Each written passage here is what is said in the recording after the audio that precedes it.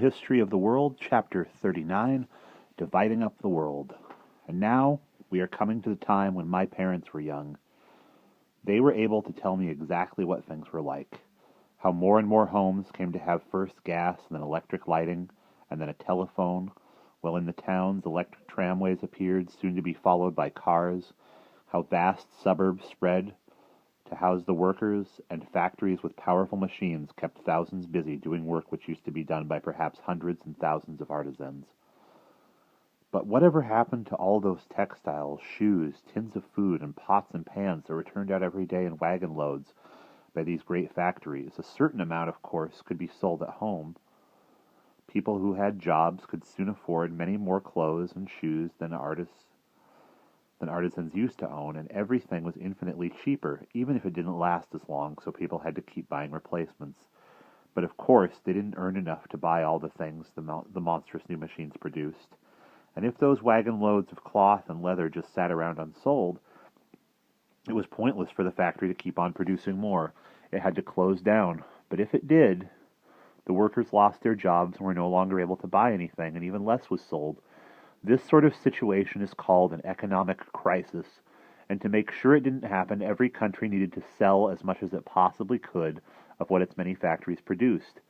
If it was unsuccessful at home, it had to try to sell its goods abroad, not only in Europe, where there were factories just about everywhere, but in countries where there weren't any, countries where there were people that didn't have clothes or shoes. In Africa, for example.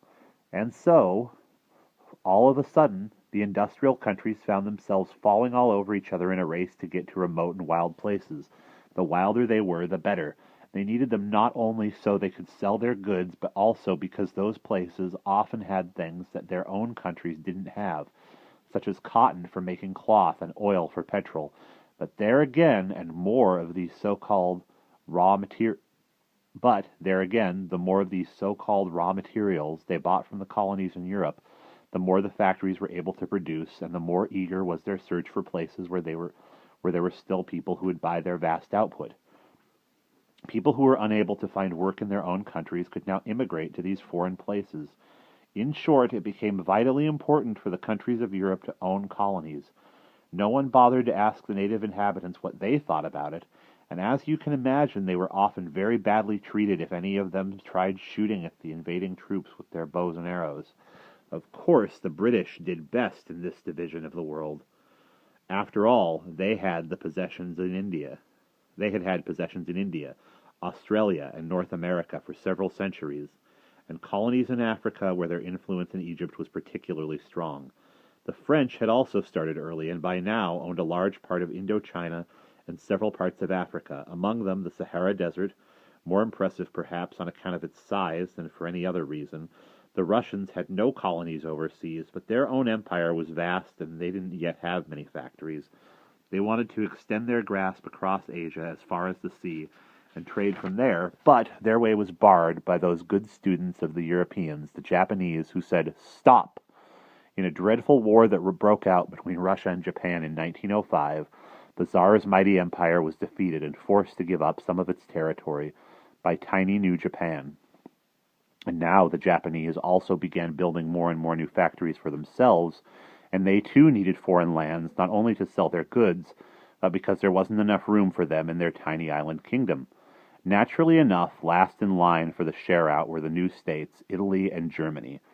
While they had been fragmented, they had been in no position to conquer lands overseas.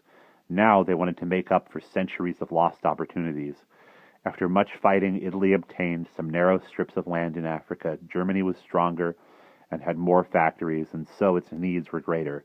And in time, Bismarck succeeded in acquiring several larger stretches of land for Germany, mainly in Africa, together with some islands in the Pacific.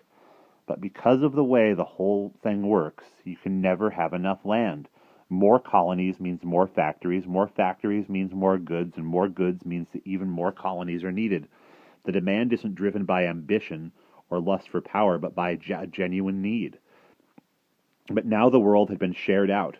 To create new colonies or merely to prevent the old ones being snatched from them by stronger neighbors, it was necessary to fight, or at least to threaten to do so. So each state raised powerful armies and navies, and kept on saying, "Attack me if you dare." The countries that had been powerful for centuries felt that they had a right to be so, but when the new German Empire and its excellent factories entered the game, built a great navy, and tried to win more and more influence in Asia and Africa, the others took it very badly, and because everyone knew that sooner or later there was bound to be a fearful conflict, they all went on expanding their armies and building bigger and bigger battleships. When war finally did break out, however, it wasn't where it had been expected all those years, nor was it on account of some dispute in Africa or Asia. It was caused by another country, the only great state in Europe that had no colonies at all, Austria. That ancient empire, with its mosaic of peoples, wasn't interested in conquering far-off lands on the other side of the world, but it did need people to buy goods made in its factories. So, just as it had done since the wars with Turkey, Austria kept on trying to acquire new lands toward the east, lands only recently liberated by Turkish rule where there weren't yet any factories. But these small populations of newly liberated eastern peoples, such as the Serbs, were frightened of the great empire and didn't want to reach out any further. When, in the spring of 1914, the heir to the Austrian throne was visiting one of these newly conquered regions called Bosnia, he was murdered by a Serb in the capital, Sarajevo. Austria's generals and politicians thought at the time that a war with Serbia was inevitable. The dreadful murder had to be avenged, and Serbia humbled. Frightened by Austria's advance, Russia was drawn in, whereupon Germany, as Austria's ally, also became involved. And once Germany was in the war, all the ancient enmities were unleashed. The Germans wanted to begin by destroying France, their most dangerous enemy, so they marched straight across neutral Belgium to attack Paris.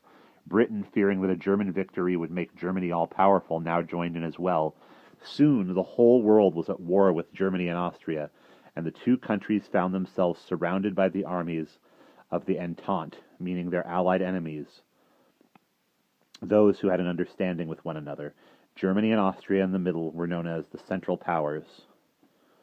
The gigantic Russian armies pressed forward, but were brought to a standstill after a few months. The world has never seen a war like it.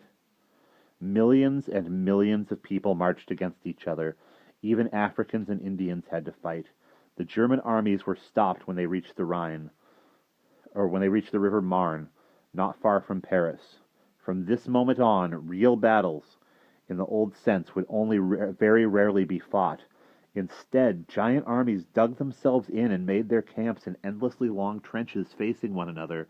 Then, for days on end, they fired thousands of guns at each other, bursting out in assaults through barracks of barbed wire and blown-up trenches, across a scorched and devastated wasteland strewn with corpses. In 1915, Italy also declared war on Austria, having originally been its ally. Now people fought in the snow and ice in the mountains of the Tyrol, and the famous exploits of Hannibal's warriors during the crossing of the Alps seemed like child's play compared with the courage and endurance shown by these simple soldiers. People fought each other in the skies and aeroplanes. They dropped bombs on peaceful towns, sank innocent ships, and fought on the sea and under the sea, just as Leonardo da Vinci had foreseen. People invented horrible weapons that murdered and mutilated thousands each day, the most terrible of which were gases that poisoned the air. Anyone who breathed them died in terrible agony. These gases were either released and carried to enemy soldiers on the wind, or fired in the form of grenades, which released their poison when they exploded. People built armored cars and tanks which moved slowly and inexorably over ditches and walls, demolishing and crushing everything in their path. The people of Germany and Austria were destitute. For a long time there was hardly anything to eat, no clothes, no coal, and no light. Women had to queue for hours in the cold to buy the smallest piece of bread or a half-rotten potato. But just once there was a glimmer of hope. In Russia, a revolution had broken out in 1917.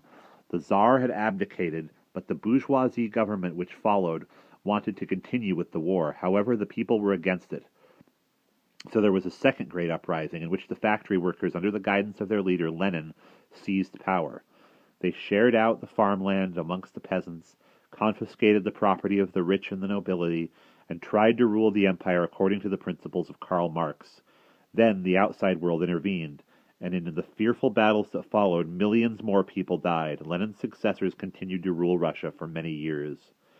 The Germans were able to recall some of their troops from the Eastern Front, but this didn't help them much because new, fresh soldiers now attacked them from the west. The Americans had decided to step in. Nevertheless, Germans and Austrians held out for more than a year against overwhelming odds, putting all their efforts into a last desperate attempt in the west. They very nearly won. In the end, however, they were exhausted. And when, in 1918, America's President Wilson announced that he wanted a just peace in which each nation would determine its own fate, many of their troops gave up. So Germany and Austria were forced to agree to a ceasefire. Those who had survived returned home to their starving families.